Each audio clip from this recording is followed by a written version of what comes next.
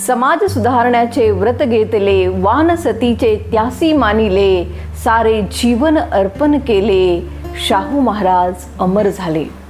आज 26 जून छत्रपती शाहू महाराज यांचा जन्मदिवस आणि त्यांच्याविषयी काही माहिती देणारा आज हा खास व्हिडिओ.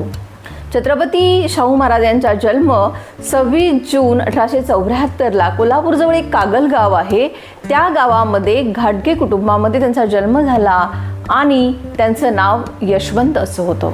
शिवाजी महाराज यांच्या चौथ्या पत्नी आनंदीबाई यांना मुलबाळ झाले नाही, म्हणून या यशवंतला दत्तक घेतले आणि ते छत्रपती शाहू महाराज झाले.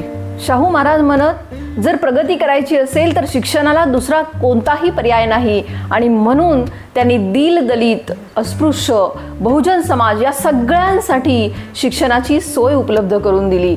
जी मुलं शाळेमध्ये येत नव्हती त्यांच्या घरी जाऊन त्यांना मुलांना शाळेत पाठवायला प्रवृत्त केलं. शिवाय जर कोणी शाळेमध्ये येत नसेल तर त्याला महिन्याला 1 रुपये दंड लावला. म्हणजे शिक्षण जे आहे ते सक्तीचं केलं. हे सगळ्यात त्यांचं मोठं काम आहे. फक्त शिक्षण सुरू करून ते थांबले नाहीत, तर मुलं शाळेत काय येत नाहीत तर त्यांना आईवडिलांबरोबर कामाला जावं लागते. म्हणून शेती करणारे जे पालक असतील त्यांच्या मुलांसाठी सकाळी 2 तास आणि संध्याकाळी 2 तास अशी शाळा सुरू केली की जेणेकरून शाळेमध्ये जाऊन अभ्यास करून ती मुलं शेतामध्ये सुद्धा काम करू शकतील. त्यांच्या गावामध्ये शाळेची सोय नाही, त्यांना बाहेरच्या गावात जाऊन शिक्षण घेता यावेत म्हणून अनेक वसतिगृहांची निर्मिती केली, शाळा निर्माण केल्या, वसतिगृहांची निर्मिती केली, दलित लोकांना, अस्पृश्य लोकांना शिक्षणाची संधी उपलब्ध करून दिली. त्याचबरोबर त्या काळामध्ये बालविवाहाची जी प्रथा होती ती प्रथा सुद्धा त्यांनी बंद केली. विधवा पुनर्विवाहाला मान्यता दिली. पूर्वीपासून जी चालत आलेली वतनदारी पद्धत होती ती त्यांनी बंद केली आणि त्यांनी स्वतःच्या प्रगतीचा विचार केला नाही, तर त्यांनी नेहमी रयतेचं, जनतेचं कल्याण केलं आणि म्हणूनच त्यांना लोक रयतेचा राजा, जनतेचा राजा अशाही नावाने संबोधू लागले. अस्पृश्य लोकांना काम मिळावं म्हणून व्यवसाय करण्यासाठी आर्थिक मदत, मार्गदर्शन केलं.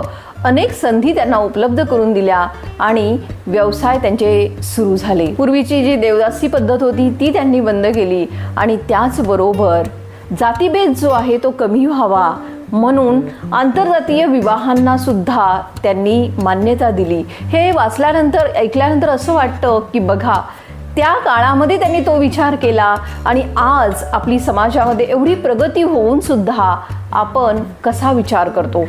आणि हाच सर्वसामान्य माणसं आणि महान माणसं यामध्ये खूप मोठा फरक आहे.